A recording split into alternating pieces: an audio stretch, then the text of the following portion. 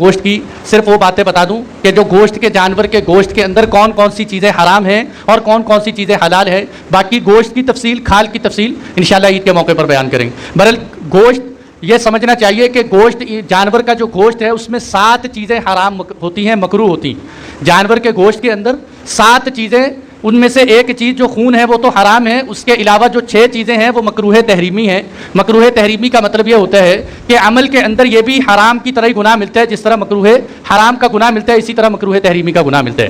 ان میں کیا ہے کہ مصنف عبدالرزاق کی حدیث ہے، اور اسی طرح یہ طبرانی نے المعجم الکبیر کے اندر آپ صلی اللہ علیہ وسلم کی حدیث بیان فرمائی ہے. یہ میں حدیث اس لیے سنا رہا ہوں کہ بہت سارے لوگ یہ اشکال کرتے ہیں، کہتے ہیں جی جانور میں صرف ایک ہی چیز حرام ہے، باقی سب کچھ حلال ہے. وہ ایک چیز کیا حرام ہے کہ جانور کا خون حرام ہے بہنے والا، اس کے علاوہ سب چیزیں حلال. تو یہ آپ صلی اللہ علیہ وسلم کی حدیث مبارکہ ہے، مصنف عبدالرزاق کی اور معجم طبرانی میں ہے کہ آپ نے ارشاد فرمایا جانور کی 7 چیزیں مکروہ.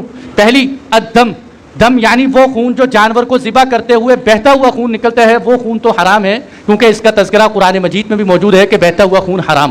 اس کے بعد دوسرے نمبر پر مثانہ جانور کا. مثانہ وہ ہے کہ جس کے اندر، اچھا خون سے متعلق ایک بات اور بھی کہ یہ جو بہنے والا خون ہے یہ ناپاک بھی ہے اور یہ حرام بھی ہے. وہ خون جو جانور کے گوشت کے اندر رہ جاتا ہے، جو ہم گوشت کو کاٹتے وقت دیکھتے ہیں، وہ خون نہ ناپاک ہوتا ہے نہ حرام ہوتا ہے. حرام اور ناپاک وہ خون ہے جو بہتے ہوئے جانور کے جسم سے نکلتا ہے، باقی ماندہ خون نہ ناپاک ہوتا ہے نہ حرام ہوتا ہے.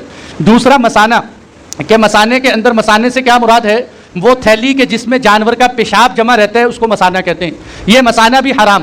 اور اسی طرح پتا، پتے سے مراد وہ جگہ کہ وہ جو جگر کے ساتھ نیچے لٹکی ہوئی تھیلی سی ہوتی ہے جس میں کہتے ہیں جی زہر ہے اس میں، وہ جس میں پت جمع ہوتی، وہ بھی حرام ہے، اس کو بھی استعمال کرنا درست نہیں. اور اسی طرح جانور کے اندر کپورے، کہ یہ جس کو ٹکا لوگ ہوٹلوں پہ کھا رہے ہیں دڑا دڑ، یہ کپورے والانثیین کہ والخصیتین، یہ جو کپورے ہیں یہ بھی مکروہ تحریمی ہیں، ان کا کھانا درست نہیں. اور ویسے بھی دیکھو وَيُحَرِّمُ عَلَيْهِمُ الْخَبَائِثَ کہ اللہ نے مسلمانوں پر ایسی چیزیں حرام کی ہیں جس کو مسلمان ناپسندیدہ کرتے ہیں.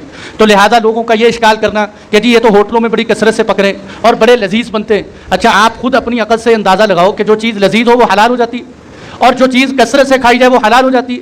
کثرت سے لوگ شراب کا استعمال کریں تو شراب حلال ہو جائے گی. جو اللہ کی طرف سے، اللہ کے نبی کی طرف سے منع کردہ چیزیں ہیں، جب وہ منع ہو گئی تو بس وہ منع ہے. اس کپورے کھانا یہ مکروہ. اور اسی طرح نر جانور کی شرمگاہ جو ہے وہ بھی مکروہ.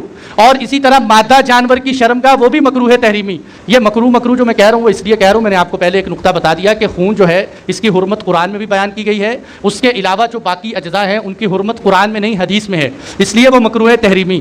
اور نر جانور کی شرمگاہ اور اسی طرح مادہ جانور کی شرمگاہ، کہ ان 7 چیزوں کے استعمال. اور ایک چیز اور رہ گئی وہ ہے غدہ. آپ صلی اللہ علیہ وسلم نے ارشاد فرمایا کہ غدہ بھی مکروہ تحریمی ہے. غدہ کس کو کہتے ہیں؟ آپ نے دیکھا ہوگا کہ جانور کے جسم پر بعض دفعہ گلٹی بن جاتی ہے کہیں نہ کہیں. یہ غدود جو ہوتی ہے جو جانور کے جسم پر گانٹھ گلٹی کی شکل میں بن جاتی ہے، یہ غدود بھی مکروہ تحریمی ہے، اس کو بھی استعمال نہیں کرنا چاہیے. اس کے علاوہ جانور کے جسم میں اوجڑی ہو گئی، گردے ہو گئے اور اس طرح کی کھال ہو گئی، گوشت ہو گیا، آنکھیں ہو گئی، کان ہو گئی، جانور کی تمام چیزیں حلال ہیں ان 7 چیزوں کے علاوہ. اور بہت سارے لوگ یہ سمجھتے ہیں کہ حرام مغز جو ہے یہ بھی حرام مغز لے کر جو ہے آدمی جو ہے وہ عید کے موقع پر اس کو ہڈیوں سے نکالنا شروع کر دے. حرام مغز، مفتی کفایت اللہ صاحب فرماتے ہیں کہ حرام مغز نہ حرام ہے نہ مکروہ، یوں ہی بیچارہ بدنام ہو گیا.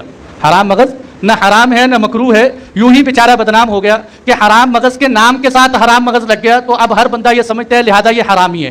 یہ حرام نہیں ہے، اس کی احادیث میں کہیں تصریح نہیں ہے، بلکہ اس کے حرام مغز کو حرام کہنے کا مطلب یہ تھا کہ جب جانور کو ذبح کیا جائے تو ذبح کرتے وقت اس پٹھے کو کاٹنا حرام ہے، نہ کہ اس پٹھے کے کھانے کے بارے میں. لہذا اس میں اتنی مشقت میں نہیں پڑنا چاہیے کہ ہم اس کو نکالیں اور اس کو حرام سمجھیں. اور اوجڑی کے بارے میں لوگ کہتے ہیں جی گندی ہوتی ہے، ناپاک ہوتی ہے، یہ بھی خبیث چیز ہے. تو بھئی دیکھو اوجڑی اگر تو یہ ناپاک چیز ہوتی تو جتنی یہ 7 چیزیں جو ہمیں منع کی گئی ہیں یہ ساری ناپسندیدہ چیزیں، تو اللہ کے نبی ان 7 چیزوں میں اوجڑی کو بھی داخل فرما دیتے.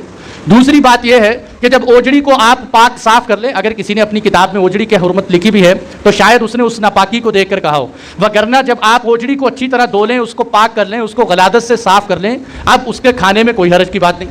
میری طبیعت نہیں مانتی تو نہ مانے، لیکن ہمیں حلال چیز کو حرام، حرام چیز کو حلال نہیں بنانا چاہیے. یہ اللہ تعالی ہم سب کو اس پر عمل کرنے کی توفیق عطا فرمائے. انشاءاللہ قربانی کے گوشت سے متعلقہ احکام جو ہے وہ عید کے موقع پر بیان ہوں گے.